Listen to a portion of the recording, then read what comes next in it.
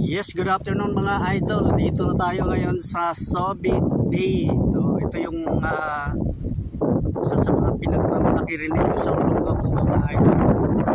Olongapo City. Ito yung Subic Bay. Nice. Grabe.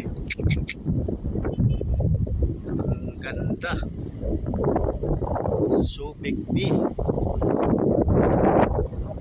Layo na narating natin mga idol. Malayo pa rin yung pinaka pupuntahan natin. Baguio ang pinaka main location natin mga lods. Ayan, ganda yung Subic Bay.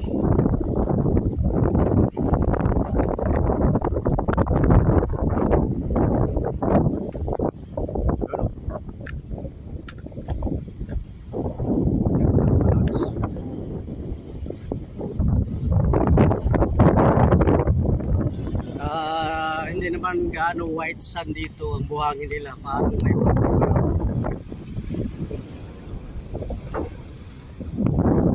medyo maalon mga lods ang dagat dito. Thank you mga lods.